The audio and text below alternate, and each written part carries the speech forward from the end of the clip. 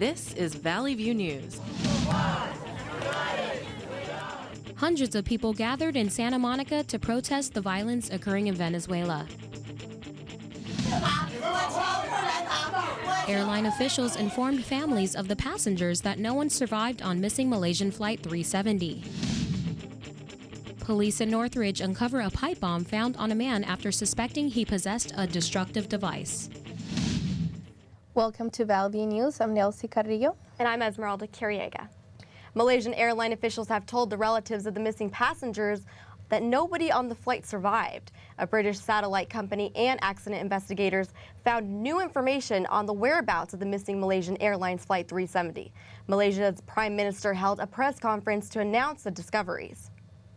It is therefore with deep sadness and regret that I must inform you that according to this new data, Flight MH370 ended in the southern Indian Ocean. At the time of the Prime Minister's news conference, searchers had not found any wreckage from the missing flight. 10 aircrafts, including planes from U.S. and China, continue investigating along the search area. Hundreds of people gather in Santa Monica to protest against the ongoing violence in Venezuela. Valley View News reporter Lena Nasiri spoke to demonstrators who say the country faces a political crisis.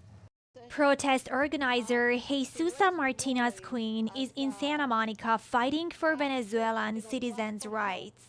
Venezuela right now is under a dictatorship, and we need the world to be aware of what is going on with us. Many people living in Los Angeles rallied against Venezuela's corrupt and violent government. People waved their flags and held their signs to raise awareness. Protester David Maestres says Venezuela has no freedom of the press. For the last couple of years, they had managed to shut down a lot of the press, the printed press and the TV press, very successfully, and so there is a lack of media happening and sharing information. Venezuela is the biggest exporter of oil in Latin America and is facing its biggest anti-government protests in decades. Over a dozen people have been killed and over 500 arrested in the conflict.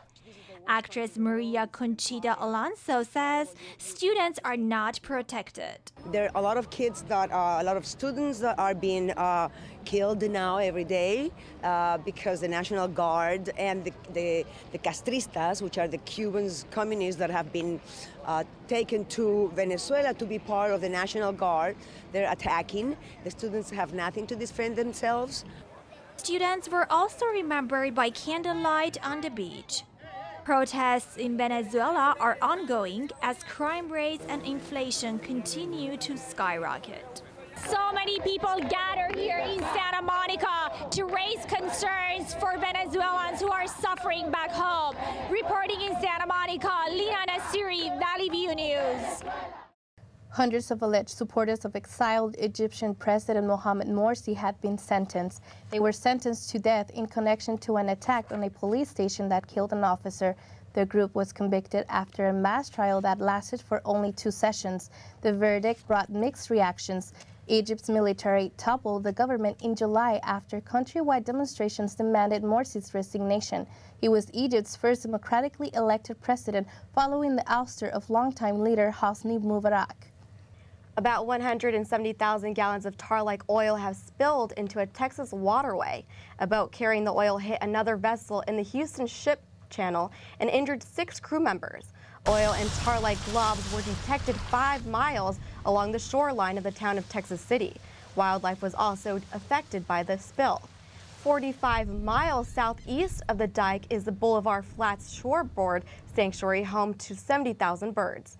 10 birds have been found covered in oil. More than 380 people, along with a fleet of oil retrieving skimmers, are working to clean up the spill. The San Fernando Valley had an unexpected bomb scare last week. Strongman Awesome is in the newsroom with the story. A pipe bomb was discovered in a car, prompting evacuations and causing confusion. We take a look back to the situation. Authorities closed off a 2-block radius starting from Devonshire and Reseda based on the possibility of a bomb. Police pulled the suspect over into an Arco gas station and discovered a pipe bomb in the vehicle. Captain Carmona and Sergeant Torres of the LAPD spoke in detail. During a search of the car, they located some burglary tools and observed what they believed to be a pipe bomb on the floorboard. We called in our bomb squad, who came out and checked the device and determined that it wasn't explosive. They removed that device with a bomb robot and detonated it. Is it just LAPD or is it a joint investigation? It actually is a joint investigation at this point. We have the FBI here, of course, our LAPD bomb squad, and some of our more critical investigative units due to the nature of the investigation. We also talked to the residents and witnesses for their take of the situation. I was on my way home from school. I usually take Devonshire all the way down and saw police tape. I was gonna just keep going, but then I realized that it was blocked off pretty far, so I got out and noticed that they had blocked off that area around the gas station. When the officer told us that they found more materials to make more bombs. So, as far as we know, we are here stuck 6 hours. So, hopefully everything goes okay. Nobody got hurt. LAPD is still investigating the incident. Back to you in the studio. 100 people were reported missing after a mudslide in Washington state. Officials confirmed 14 people were killed, and they expected the number to go higher. The landslide was triggered after heavy rain along State Route 530. It was washed away at least 6 homes. City officials compare the event to other natural disasters. Total devastation. And it's just unbelievable. It reminds me of what a tornado looks like. Washington State Lieutenant Governor Brad Owen declared a state of emergency in Snohomish County. An 8-car Chicago commuter train derailed into a platform and escalator, injuring 32 people. Officials say no one suffered life-threatening injuries at O'Hare International Airport. The injured were taken to 4 different hospitals, but most were able to walk away from the wreckage. The Chicago Transit Authority said the crash happened at 2 in the morning and the station was nearly empty. Officials say the train appeared to be going too fast and didn't stop at the end of the tracks. There is a stop down there for each track. There's 3 tracks coming in. The train actually climbed over the last stop, jumped up on the sidewalk, and then went up the stairs. CTA investigators along with firefighters and police are looking over the security footage to pinpoint what caused the crash. An organization in Linwood is using music to help disabled children feel accepted. Every Friday night, this cafe becomes a musical stage for young people with special needs. Each of them either sing or dance a song of their favorite artist, for a crowd of joyful admirers. These young people belong to Hopes and Dreams, an organization where parents bring love and a space for their children to interact. Founder Ruben Alvarez says their intention is to integrate these young people into our society because parents often marginalize them. He says many parents do not accept their child's condition and hide them in a world of solitude. Xochitl Rosal was born with spinal bifida, a birth defect that involves the incomplete development of the spinal cord. Her sister Iliania is mentally challenged. Joining this group has been more than a blessing for their mother. Rosal says before knowing about the program, her daughters were more timid and quiet. Coming here to Café Canela has helped her daughters find new friends. Music therapist Christine Liedl says music is a beneficial tool. I think they're just having fun making music, playing on instruments and singing. They don't realize all the goals and objectives we have within the activities we're doing in the session. The program has brought satisfaction in Olvia Curial's life. Her mother, special education teacher Luz Curial, says Olvia desires to have a career. Luz says, although Olvia has Down syndrome, her teachers have told her she has the capability to learn. She loves to write, that she wants to go to college to become a writer. The only goal for Hopes and Dreams is to bring happiness to these young people.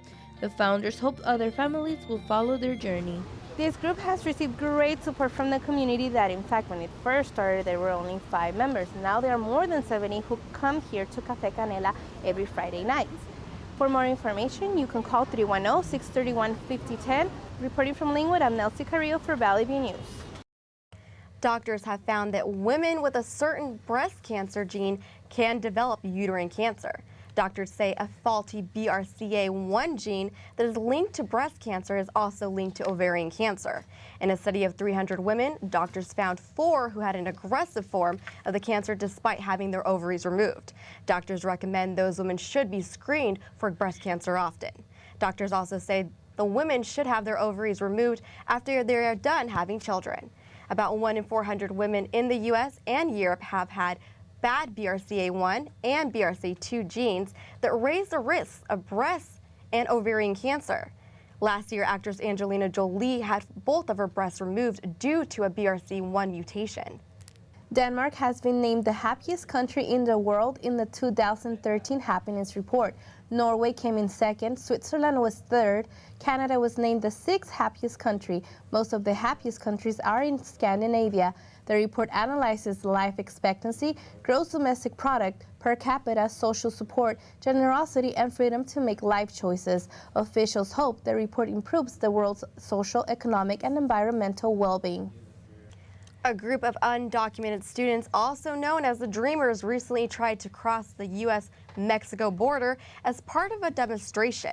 The Dreamers asked for political asylum, and their cases are currently being reviewed. Valley View's Ruby Martinez sat down with Eileen Throx to talk about the Dream movement. Throx is a journalist and author of the book Dreamers. Thank you, Eileen, for being here with us today. Thanks for having me. Let's talk about the Dreamers. Who are the Dreamers and why have they received attention nationally but also internationally? Well, the Dreamers are the members of this generation, these young people who were brought to the U.S. by their parents, undocumented, when they were very young, some of them 1, 2, 3 years old, some of them months. And they grew up in the U.S. like any other American kid. They went to the school, they learned to speak English. They just lived their lives just like an average American kid, but when they finish high school, when they become adults at 18 years old, they realize that they are not allowed to keep going with their lives, going to college, look for a job. And what's their mission? What are they asking for? Well, the name of the Dreamers is because there's a legislative piece in Congress presented in 2001. The DREAM Act, and if this law passes, it will allow this generation to have a regular immigration status in the country. They will have a green card, they will have a path to citizenship under certain requirements. And I mean, can you talk about how the Dreamers, how have they transformed the immigration debate in this country? Yes, of course. I think when we talk about immigration, we always think in the big picture. We think about numbers, 11.5 million people. We think about politics, partisanship, but we don't think about stories. We don't think about real people. What happens when an immigrant family comes to the country with small children? How do they learn to speak English? How are they going to school? What happens if they get sick? So what Dreamers are doing is just sharing their stories, putting a face on the immigration debate to let us know that this is not only a political issue, this is a human rights issue and a social justice issue. And can you tell us about the Dream 9 and Dream 30 movement? Well, this is an interesting movement. What has happened to some Dreamers is that when they reach 18 years old or more, they finish high school, they realize they don't have any open doors in the future. Dream 9 and Dream 30, what did was to approach to the border and present themselves to immigration authorities and look for a legal return to the U.S., either through a humanitarian visa or through a political asylum. Now, I know you're very knowledgeable in the subject and you've done extensive research, and of course you wrote the book Dreamers, and you're also a supporter of the movement. What would you say to those against it and the ones that say, well, Dreamers are just pushing their luck and they really aren't entitled to anything? What I feel, I mean, anyone is entitled to have their own opinion, but what I feel is that many of those opinions are made without having the whole information. In my experience, when I meet people and I start telling the stories, or I'm in a situation where a dreamer starts telling their own story, and they're still fighting to stay here because they want to study, to work here, to give back to this country. For me, there's nothing more American than that. Well, thank you, Elaine, for being here with us today. And back to the studio. Thank you. El Camino Real Charter High School has won California's 2014 academic decathlon.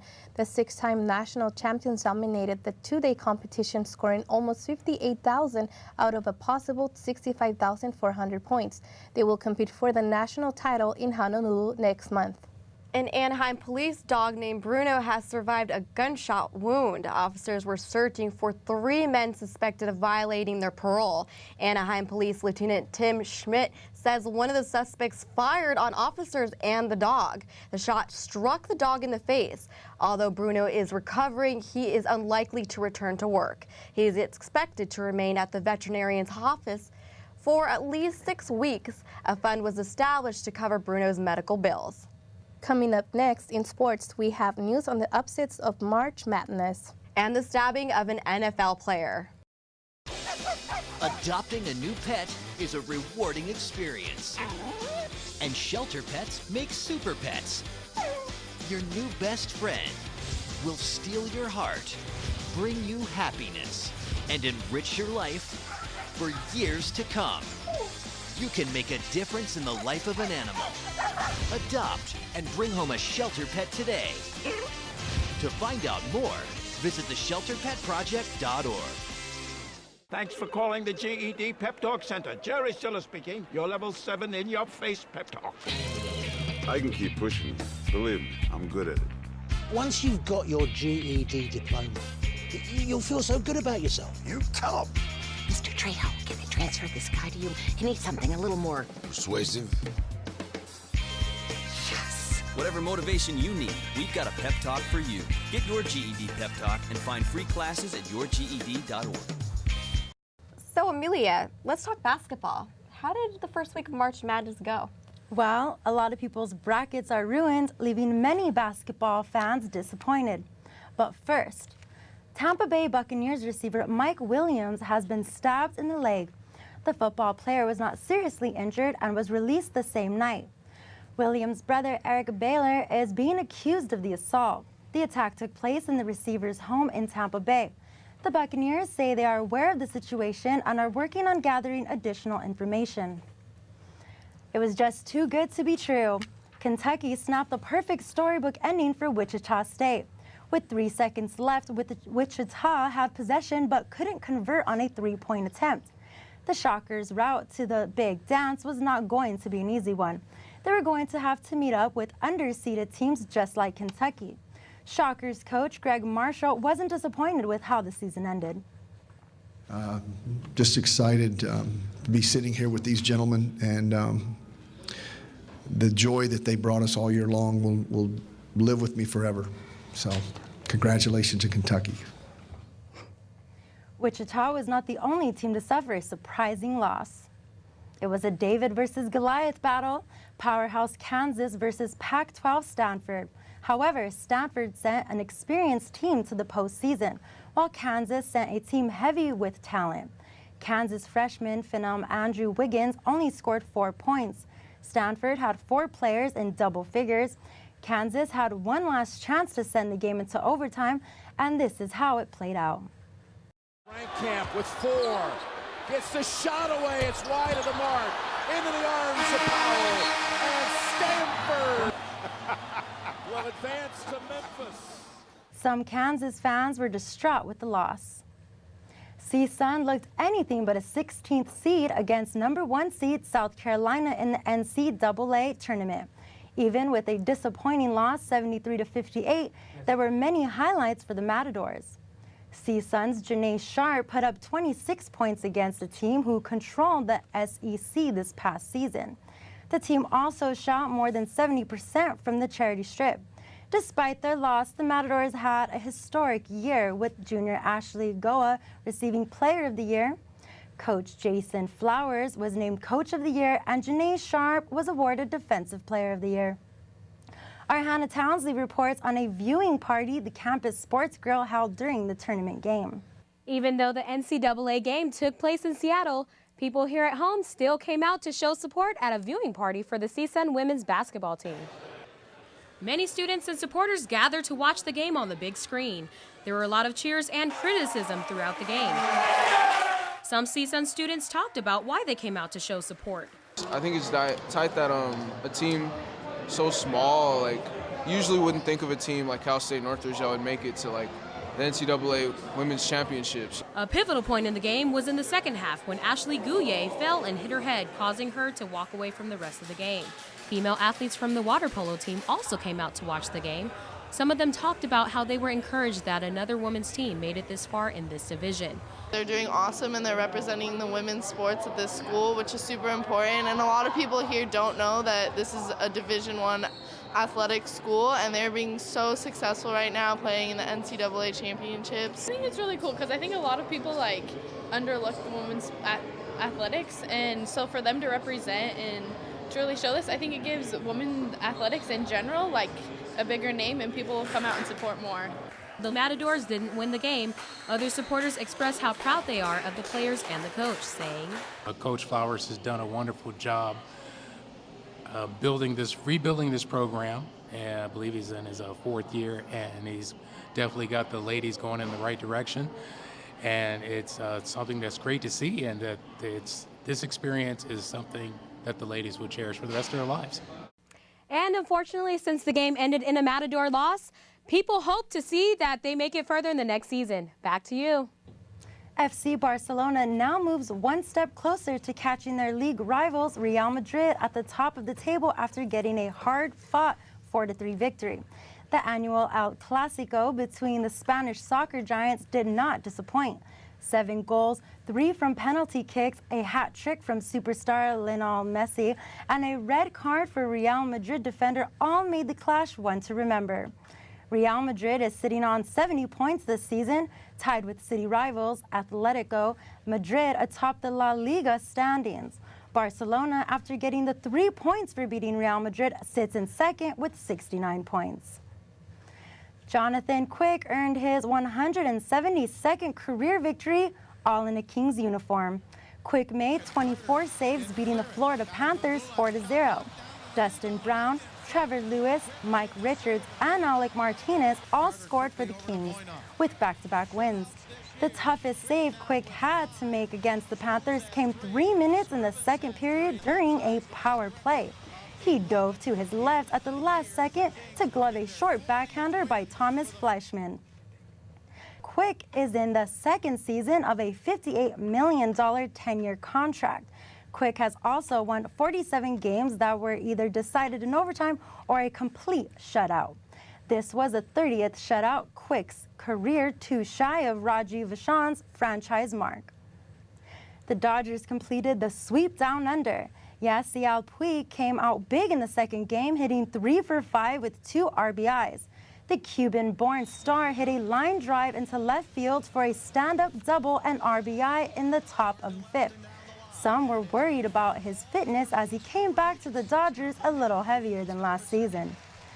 The Dodgers beat the Diamondbacks in the first game 3-1 and 7-5 in the second game. The MLB says the weekend in Australia produced near sellout crowds. That does it for sports. I hope the LA teams can keep up the good work. Thanks, Amelia. Me too. Coming up in entertainment, Kim Ye makes an appearance on the cover of Vogue. And a Homeland star passed away. The next 30 seconds can save you a lot of money. Just do your laundry in cold and stick to full loads. Auto-sleep your computers. Plug your gadgets in a power strip and switch it off when you're done. Headed out? Turn back your thermostat by 10 degrees. And drive sensibly. The more energy you save, the more money you save. Find other great tips at energysaver.gov. Being a dad can be tough. No. What do you mean she's not coming? When's the fairy princess coming? Any minute now. But when you're willing to do anything, It is I, Cruz, Zincorpel. Okay, time for cake. It's always worth it. I know it's really you, Drew.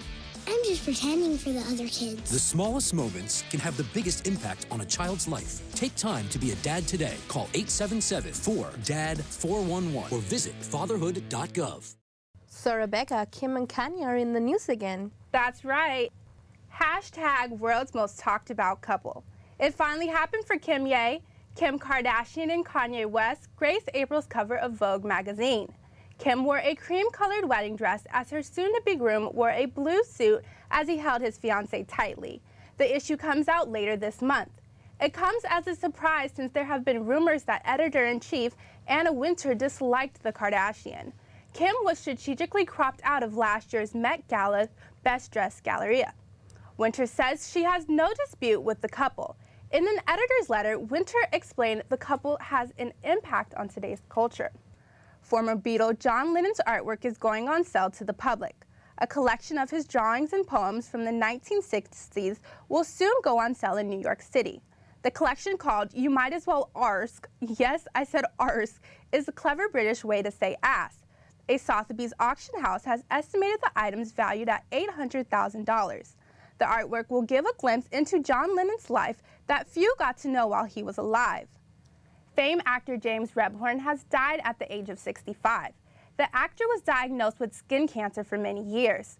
He died in New Jersey with his family by his side. Rebhorn recently played Frank Matheson on the Emmy-nominated show Homeland. Although many people did not know his name, they knew his face as he played an arrogant headmaster in Al Pacino's Scent of a Woman. He also played the scheming Secretary of Defense in Independence Day. Rebhorn was a member of the Academy of Motion Pictures Arts and Sciences and the New York Ensemble Studio Theater. Divergent became the #1 movie at the box office. The novel-turned movie brought in $56 million during its opening weekend. The film stars Shailene Woodley and Kate Winslet. It tells the story of a young woman fighting for survival in a crumbling, lawless city. Divergent sequel, Insurgent, is scheduled to begin shooting in May to be released next March. Muppets Most Wanted followed in second with $16 million. Stars like Tina Fey and Ricky Gervais made appearances. Mila Kunis and Ashton Kutcher are expecting their first baby. The news comes a month after the couple announced they are getting married. The former stars of That 70s Show have been dating for about 2 years. Sources say the pregnancy is something that both wanted. It is not clear how far along Kunis is in her pregnancy. Marvel Studios will be releasing a new film based on the comic book Guardians of the Galaxy. The group of heroes is not one of the Marvel Comics' most popular bunch, but Marvel Studios hopes to change that. The heroes are space bandits who go around saving different galaxies from an assortment of bad guys. Some of the stars of the movie consist of Parks and Recreation's TV actor Chris Pratt, actress Zoe Saldana, and wrestling star Dave Bautista. The movie will also have the voices of Bradley Cooper and Vin Diesel. The movie is set to release on August 1st. Now back to you guys. Thank you, Rebecca. Thanks for watching. I'm Nelsie Carrillo. And I'm Esmeralda Curiega. Have a good week.